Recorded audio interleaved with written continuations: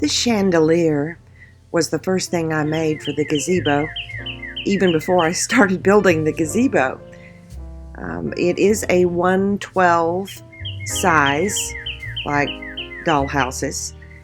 And to get my shape, I decided that I was going to use my Cricut. And for the first time, I cut some wood. And this was 1/16 inch basswood. I spent quite a bit of time in Cricut Design Space using the shapes and putting shapes together and slicing them and then welding them to get the armature for the light fixture. After getting it all cut out, I knew I wanted the wires of the lights to not show, to be hidden in some way. That's why I cut 2 pieces for every arm of the light fixture. That way I could glue the very small wires in between the 2 pieces of wood. I've never worked with miniature lights before, but these from Evan Designs are just so easy to use. I'm showing you here the different parts. I had ordered one with 6 lights, I believe, but I ended up only doing 5 lights, I believe, on the sides, and I saved that 6th one for the top of the cupola, which you'll see later on. This particular light design operates off a little Cohen cell battery, and it has a little switch. So I'm putting all that back in the package, and I'm going to unwrap the wires and check the lights, make sure they all work before I start gluing.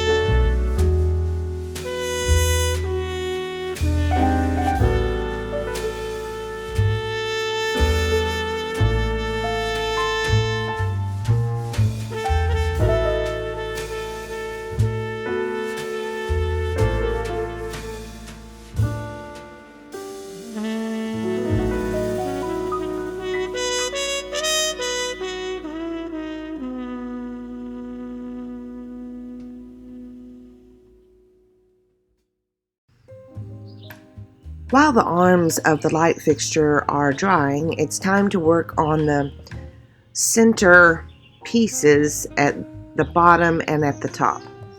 If you look at the picture again of what I'm trying to replicate, it looks like just a series of circles.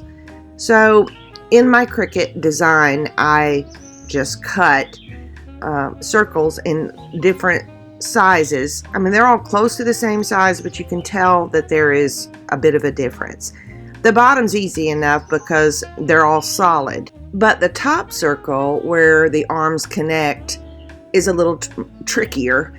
The bottom half of the top section were solid circles, but I had to have holes in the circles for the top half so that the wires from each arm of the light fixture could thread up through it so that eventually I can connect the coin battery and the lights will work.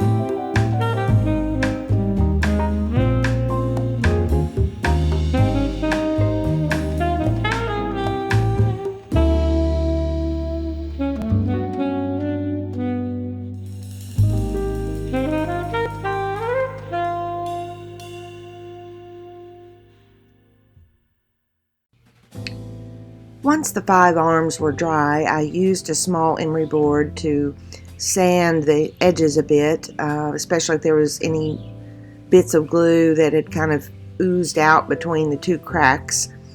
And then it was going to be time to the fiddly part, to start putting it together. The first thing that I wanted to do was attach everything to the top circles. So before I did that, I used an X-Acto knife and cut a little groove at the top of the bottom half of the top circle, if that makes sense, because that's where the wires are going to rest and then come up through the holes of the top half of the top button, so to speak.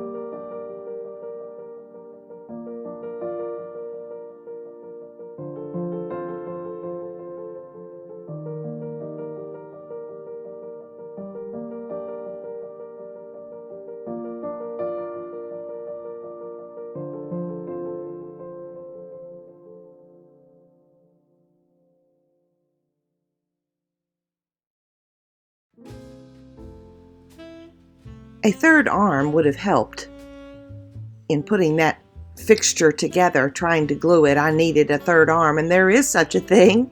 I actually bought one before I started the furniture.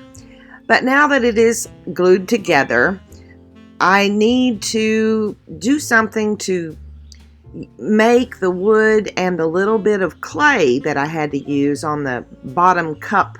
I don't know what else to call it, kind of a cup holder for the light fixture. I wanted that rounded feature, and that was the only way that I could figure out how to do it, was to use the jewelry bead cap and a little clay to cover that. So I need something that I can use to coat over everything, fill in the little tiny gaps where the lines where the two pieces of wood meet.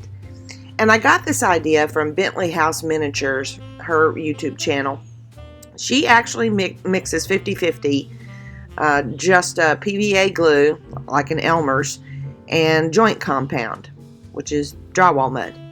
So she uses it for cardboard when she makes things out of cardboard to stiffen them. And I thought, I bet that mixture would work to fill in any little gaps and give me an overall finish over the whole thing, because then I will have to use paints to kind of faux paint the entire thing to look like wood. So that's what I'm doing here. I actually used clear Elmer's glue. I didn't really want anything to dry white. I'm not sure that it would have if I'd used white Elmer's glue, but nevertheless, I had the clear. So 50-50 clear with some joint compound, and I'm just brushing that on, and then I'll let it dry. Well, we're getting near the end of the project at this point. After the mixture had dried, I used an emery board again to lightly sand, and then it will be time for me to do the faux painting. I've actually shown in a few videos before how I like to make the process that I use to paint anything that is not wood to look like wood. And most recently, I did a video in November, I believe, of the Advent calendar where my frame was barnwood, and I showed step by step how I had made the clay molds to look like wood. So if you're interested in that, you can find it. I believe it's part 3 of the Advent calendar. But I'll show some quick clips here of my process.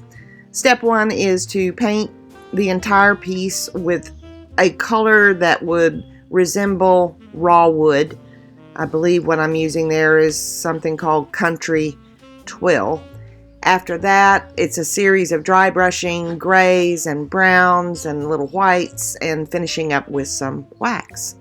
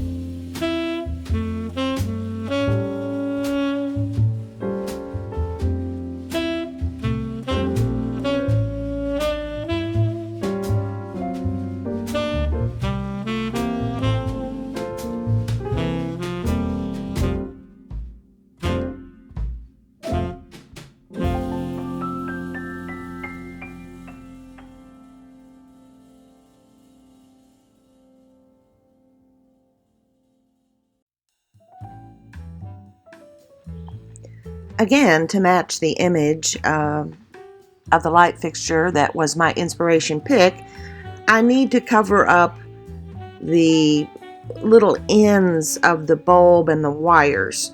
So that's why I had painted the plastic drinking straw. The diameter of the straw is too big to go down in the hole, but what I end up doing is just cutting it, slicing through the side, and just squeezing it together smaller and gluing that upright over the little bulb.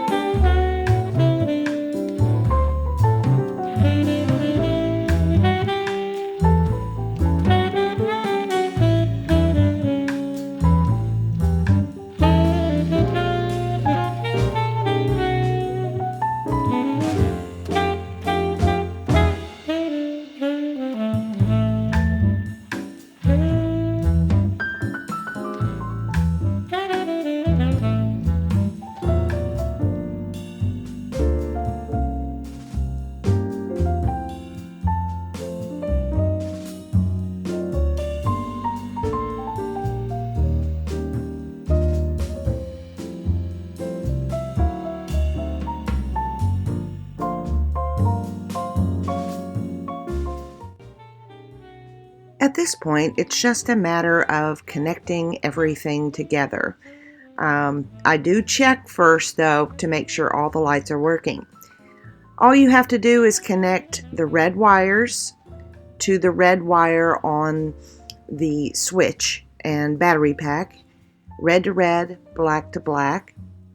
I do that just by twisting them together, check to make sure they're working, and then I apply the shrink tube that comes with the little package and use a hairdryer to shrink that closed. The whole housing mechanism is stored there in the top of the cupola. I did add that one extra light I had left over to highlight, to light up the cupola itself. And to access the switch and the battery when it dies and you need to replace it, I used magnets to hold the very top cap, the top little roof, onto the cupola. So easy access. And that, my friends, is the end of the video and how I made this beautiful chandelier. I hope you enjoyed the video. Please like and consider subscribing to our channel if you enjoy the content. And as always, bye, keep looking up, and have a good one.